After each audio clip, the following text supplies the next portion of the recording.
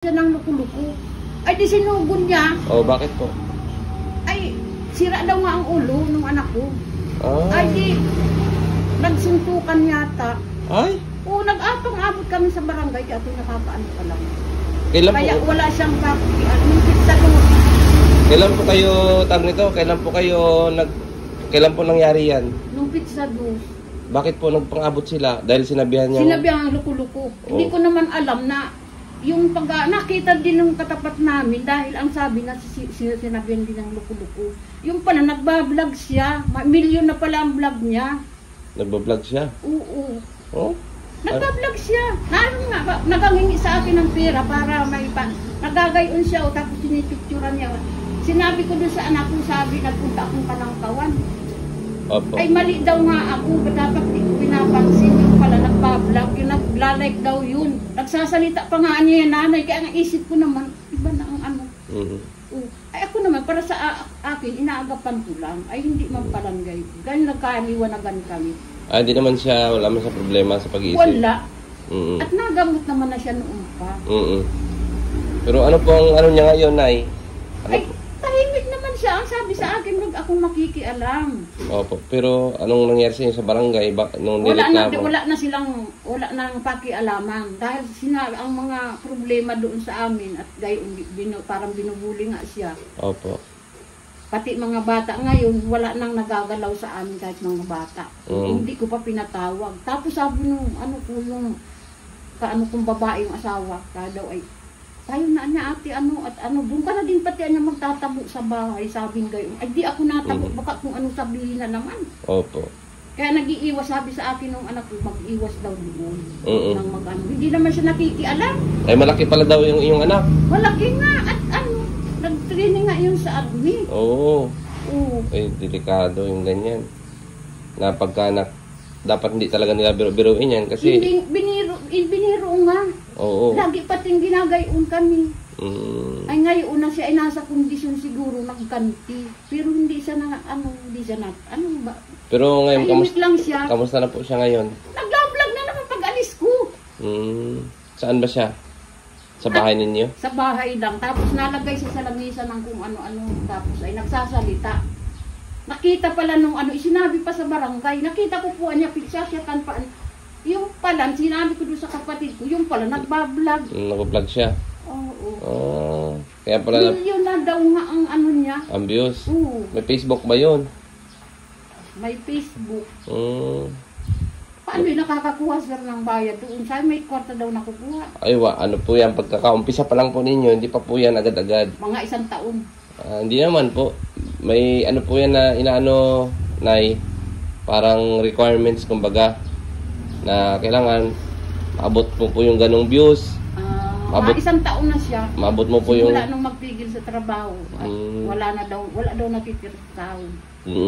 So hindi na siya mapasok ngayon? Hindi na. At walang natitira nga sa sahod. Paano? Mahanap akong pamasahe. Kulang pa. Baka kulang pa rin. Damit na, di man ako makabili. Ay, yung pera na yun. Gastusin ninyo na eh. Hindi ko nga ito ginagalaw. Binigay mo. Ayan Gastusin po ninyo yan. Ito pa yung Opo, ay grabe si nanay. Yung binigay natin, di pa pa rin yan nagagastos. Nagpunta ako ng akalain mo. Nagpunta ako ng provincial hospital. Nalampasan ko hanggang sa Mugi. Wala man palang sa loob. Nasa labas. Sa labas?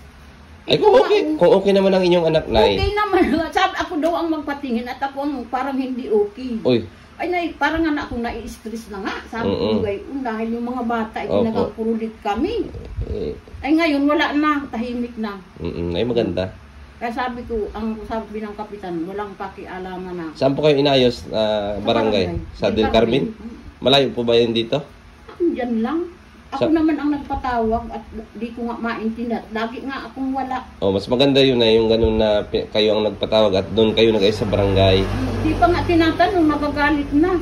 Diyos ko. Yung anak ninyo? Hindi. Yung kabila? Oo. Ay, Diyos. Kaya alam ng na talagang ganun ang ginagawa nila. Opo. Ay ako halos di ako makapagsalita. Sabi, naawa daw sa ako, naawa sila sa akin. Hindi sana nila ginagayon pa. Opo. Alam nilang halos araw-araw na alis ako. Opo. Ay siyempre pag naghingi, pag di pa ako nakasingid, ay siyempre wala pa akong pira. Opo. Ay pang vlog niya. Sabi ko, pag mamaya pagbalik bibigyan kita. Yan, tahimik naman. Sinabi ko, magluto ka dyan ha. Pagdating ko nakakain na. Yung anak ninyo? Oo. Hindi ko nga alam na may nangyaring nagkukurukuyakoy pa. Yung ano, Nay? Nagsaing na, nakakain na. Opo. Ayaw pa alam sa akin. Dalawa lang ba kayo sa bahay? Dalawa lang kami. Yung asawa po ninyo, wala dyan ano? Naroon dun sa ano, at yung may sakit nga yun. May sakit din po? Oo. Nagpa-check up nga dyan, nagkuhang indigency dyan sa barangay na naman. Opo. Ay hindi naman ako nakikialam doon at hindi man po pwede magsarama kami doon. May bantay man siyang manok doon. Opo. Ayan na, yung pera na, gastusin nyo yan. Kung wala naman ano yung anak, ibili nyo lang kung ano sa inyong bahay. Opo, bigas, kung ano man ang inyo. Bilib ako sa inyo, hindi nyo talaga ginastos yung pera na yan. Hinanap ko talaga ito. Pagkalabang ko. Opo. Dait Medical Plaza. So, nakita ninyo at pwede nyo ng ano doon, kumbaga pwede... Sana. Nang ano na, ang problema, ayaw nga. At wala man palang ano, gayon pala nyo nagbablog. Opo. Ay, wala naman palang problema. Wala. Ako nga ang may problema at ako ang... Opo. Ay, siyempre ang magulang, nahagas naman ako. Opo. Ayaw ko namang magbago. Siyempre ba, sino bang pagkagusto na magaganyan yung anak ninyo, ano? Oo. May ang iisipin ko. Opo. Mapaigi yan. Ay, salamat, sir. Eh, masaya po ako na at wala po siyang problema. Wala. Ang gagawin nyo dyan ay alagaan nyo lang siya sa pagkain. Oo. Iwasan nyo po siya na ma-stress. Gayon nga. Opo. At kung mayroon siyang gusto na hindi nyo maibigay, ipaliwanag nyo lang na maayos.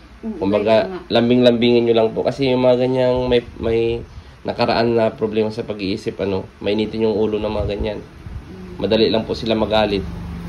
Kaya talagang kailangan, ang pakikitungo mo sa kanila kahit magulang ka ay maayos. Kaya nga. Opo.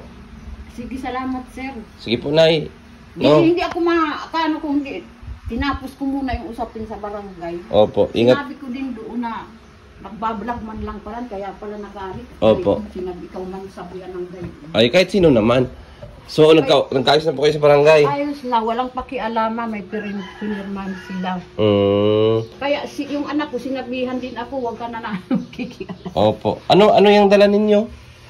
May paninda yan. Isasauli ko sa dait at nanghihiram lang ako ng paninda sa dait. Sasauli ko nga at may bayaran ako ng pizza dis at saka 12. Opo. Ano bang mga tinitindan ninyo? Kung ano-ano, may mga pabango, may break, may kung may mga bra. Yan, naglalakad-lakad lang. Ay, nag-ano lang kayo? Sa pagbabike ninyo? Oo, simula pa nung pa yan, maliliit pa. Yan ang talagang kinabubuhay ninyo. At yung upuan na yan, gamit pa yan ng mga anak ko sa eskila. Kaya hindi ko tinatangkal yan din at nakukuhaan ko din. Opo. Kaya mo na, malay mo, makapasyal ako dun sa bahay ninyo. Ay, salamat. Makapunta doon. Kaya doon. pala pinagangkunan niya yung mga gayaan. Tapos yung... Tapos naglagay lamisa. Opo. Tapos naglagay ng saging. Nagbablog pala. Nagbablog pala yun. Ay siya. Maganda yung pag ganon. At may income. Ay, may nadating na lang pala sir sa Opo. Kaya mo pag pasyalan natin at ayusin yung kanyang channel pag mayroon. Mainit na eh, mag-ingat po kayo. Gusto nyo magkape? Ay, nagkape na ako.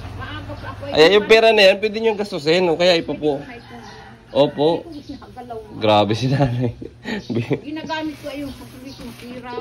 Nagulat tuloy ako, nandiyan pa yung pera. Sige na, sa inyo na yan at bahala na po kayo dyan. Salamat. Basta mag-ingat kayo, sobrang init na mapasyal na lang ako sa inyo. Pag may time. Ingat po. Yan si nanay.